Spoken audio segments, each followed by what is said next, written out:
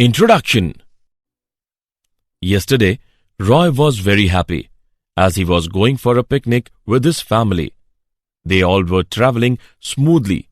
Then suddenly a dog came in their way and his father applied hard brakes. They all felt a jerk and fell forward. Then Roy asked to his father that, "Why we all fell forward when brakes were applied?" Then his father replied him that, "It was due to inertia of our body." This means that while the car stopped, their body remained where it is due to inertia. Now, let's learn more about inertia and laws of motion.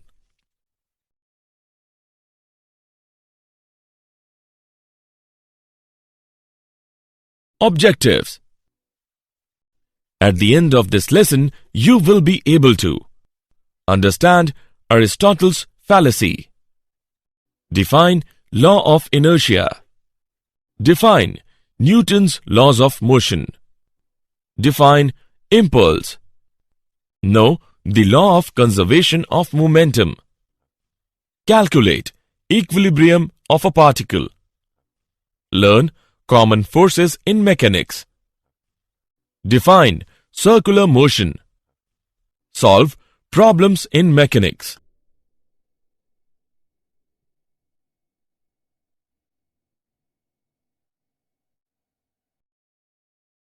Aristotle's fallacy. According to Aristotle, the Greek thinker, an external force is required to keep a body in motion. Let's understand with an example. A toy cart is at rest. When a boy pulls the handle attached to the cart, then the cart comes into motion. And when boy releases the handle, then cart comes at rest. Now, according to Aristotle, cart came at rest because there is no external force applied on it. But actually, the cart comes at rest due to frictional force of the surface, which opposes the motion of cart.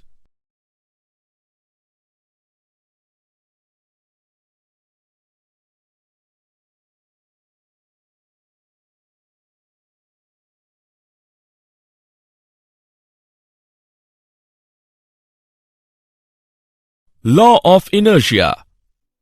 The inertia of a body is the property of the body by virtue of which it opposes the change in the position of the rest or of uniform motion of the body in the absence of external force. Inertia of a body is directly proportional to its mass. Any velocity once imparted to a body will be definitely maintained as long as there are no causes of acceleration or retardation, a condition which is approached only on horizontal planes where the forces of friction has been minimized. Let us take an example. In the case of a plane which is sloping downwards, there is already present a cause of acceleration. In the case of a plane which is sloping upwards, there is already present a cause of retardation. In the case of horizontal plane, there is a constant motion.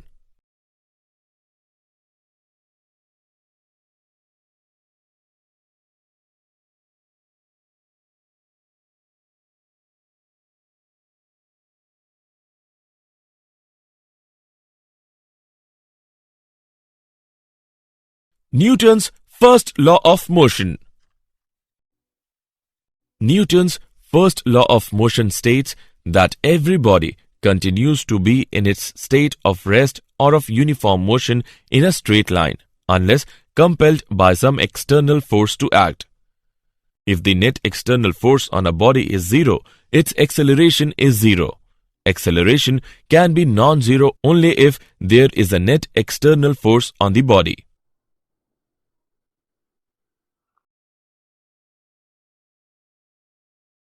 Newton's second law of motion.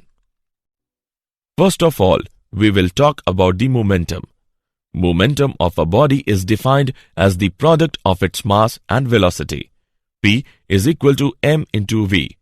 It is a vector quantity. The direction of momentum is in the direction of velocity. Its SI unit is kilogram meter per second. Newton's second law of motion states that the net external force acting on a body is directly proportional to the rate of change of its momentum. Its equation is given as: consider a body M initially moving with a velocity of u meter per second. When a force of F Newton is applied on it, its velocity becomes v meter per second after a time of t second. Then, according to Newton's second law, F is equal to mv minus mu divided by t.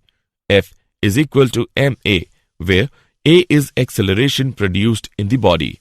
Hence, the net external force acting on a body is equal to the product of its mass and acceleration produced in it.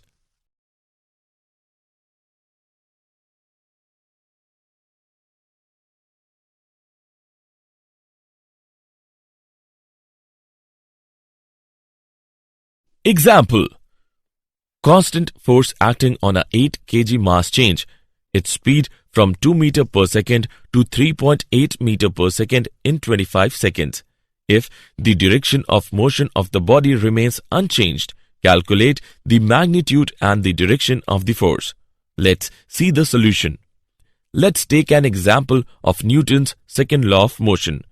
Given values are: m is equal to 8 kg, u is equal to 2 meter per second, v is equal to 3.8 meter per second, t is equal to 25 seconds, f is equal to ma is equal to m into v minus u divided by t is equal to 8 into 3.8 minus 2 upon 25.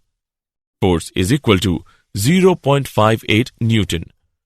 Because the direction of motion does not change but magnitude of velocity increases, therefore force must act along the direction of motion.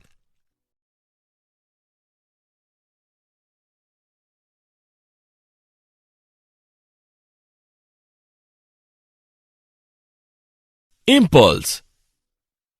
Impulse is defined as the effect of a force on a body which acts on it for a short interval of time. Impulse is equal to the product of force and the time interval. I is equal to F into t. If the momentum of a body gets changed from P1 to P2 in time t, then according to Newton's second law of motion, F is equal to P2 minus P1 divided by t. Impulse is I is equal to P2 minus P1 divided by t into t. I is equal to P2 minus P1. I is equal to delta P. Impulse is also equal to the change in momentum of the body. It is a vector quantity and its direction is same as that of change in momentum.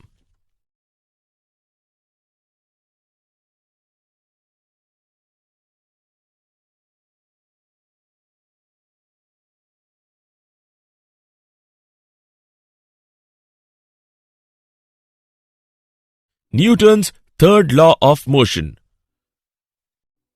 Newton's third law of motion states that to every action there is always an equal and opposite reaction. Action and reaction are equal in magnitude, opposite in direction, and act on different bodies. A man rowing a boat with the help of oars, a ball is bouncing on the ground are the examples of Newton's third law of motion.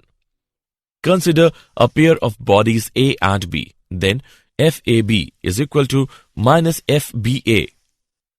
One of the two forces involved in the interaction between two bodies may be called action force. The other force will be called the reaction force.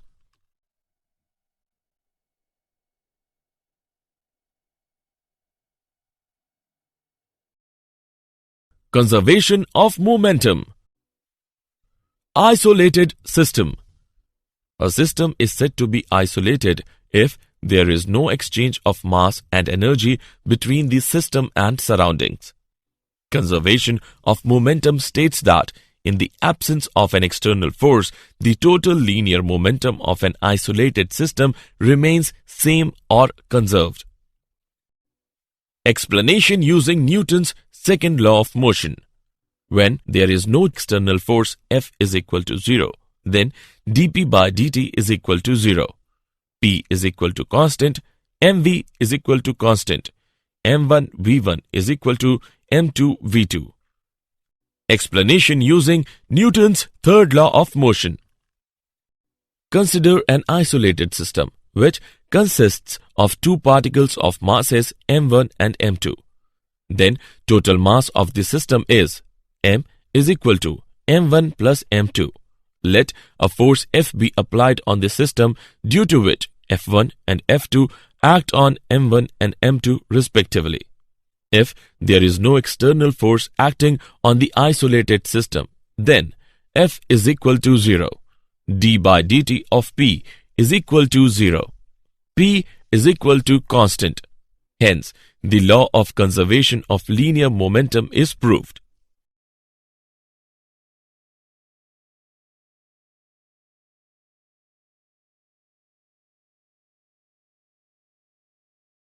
Equilibrium of a particle. When there is no change in the state of rest or of uniform motion of a body on which the forces act, the body is said to be in equilibrium. Concurrent forces are those forces whose lines of action intersect at a common point. The figure shows four concurrent forces F1, F2, F3 and F4 whose lines of action intersect at O. A body in equilibrium may be or may not be at rest. The condition necessary for equilibrium of a body under the action of concurrent forces is that the vector sum of all the forces acting shall be equal to 0. Lamy's theorem states that if three concurrent forces acting on a body keep it in equilibrium, then each force is proportional to the sine of the angle between the other two forces. Let F1, F2 and F3 be three concurrent forces in equilibrium. Then, according to Lamy's theorem, F1 upon sine alpha is equal to F2 upon sine beta is equal to F3 upon sine gamma.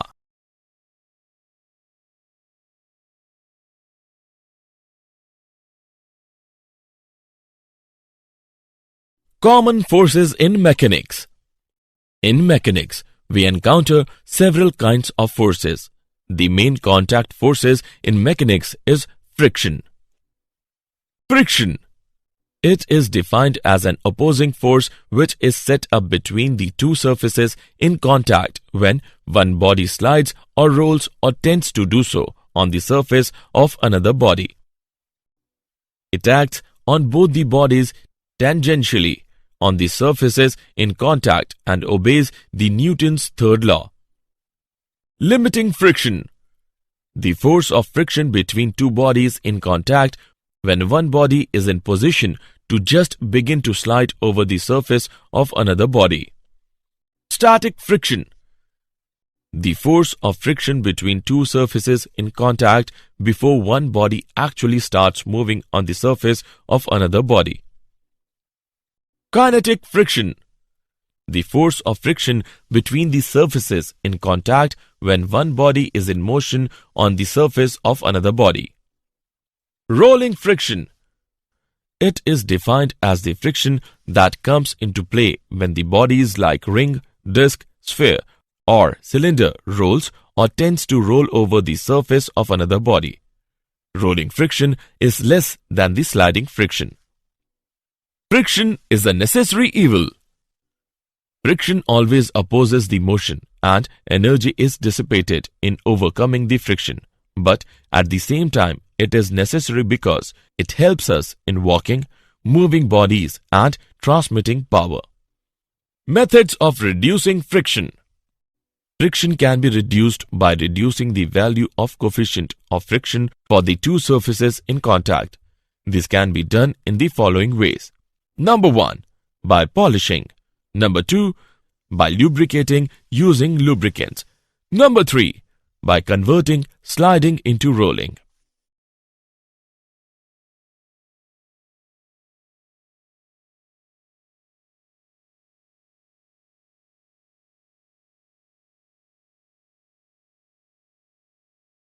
Circular motion. When a body moves on a circular path, then its motion is called circular motion. And if a body moves on a circular path with a constant speed, then its motion is called uniform circular motion. Forces on the body is given by F is equal to ma is equal to mv square upon r. It is always directed towards the center of the circular path.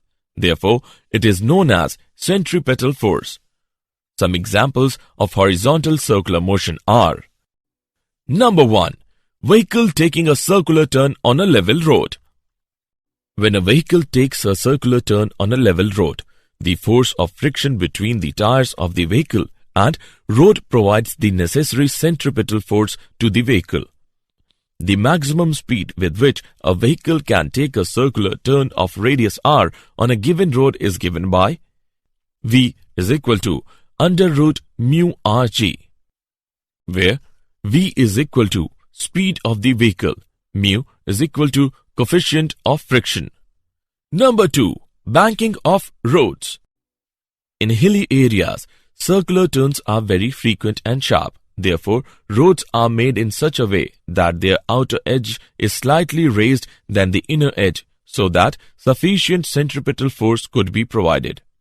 If the vehicle takes a circular turn of radius r on a banked road with speed v, tan theta is equal to v square upon rg, where theta is the angle of banking. Number 3. Bending of a cyclist. A cyclist always bends himself with the vertical while taking a circular turn on the road, so that he could provide himself a sufficient centripetal force.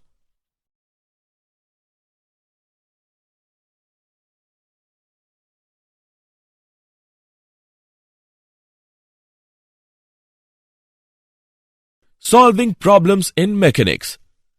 To solve a typical problem in mechanics, we should use the following steps. Step 1. Draw a diagram. Step 2. Choose a convenient part of the assembly as one system. Step 3.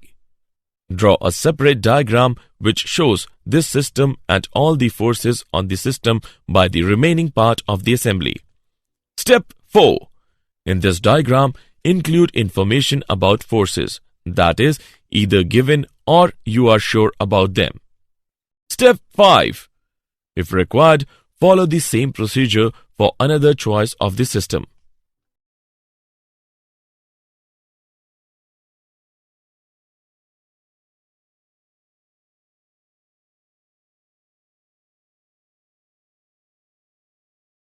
Did you know? Sir Isaac Newton was born in 1642, the same year that Galileo died. He was born in a poor farming family.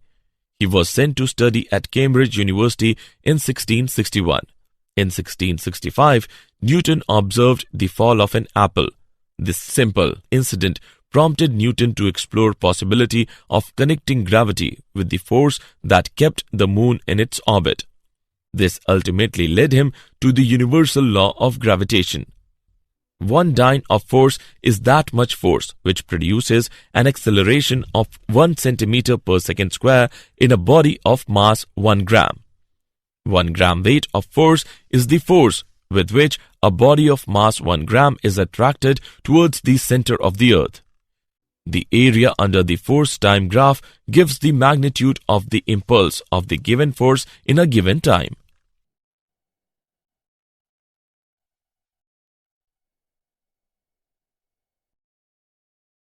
Summary. Let us summarize what we have learned. Gravitation is a natural phenomena by which physical bodies attract with a force proportional to their masses. The inertia of a body is the property of the body by virtue of which it opposes the change in the position of rest or of uniform motion of the body in the absence of external force. Newton's first law of motion states that every body continues to be in its state of rest or of uniform motion in a straight line unless compelled by some external force to act. Newton's second law of motion states that the net external force acting on a body is directly proportional to the rate of change of its momentum.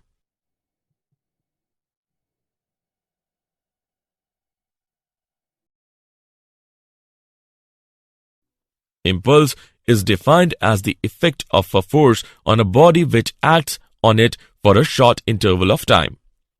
Newton's third law of motion states that to every action there is always an equal and opposite reaction. Conservation of momentum states that in the absence of an external force, the total linear momentum of an isolated system remains same or conserved. When there is no change in the state of rest or of uniform motion of a body on which the forces act, the body is said to be in equilibrium.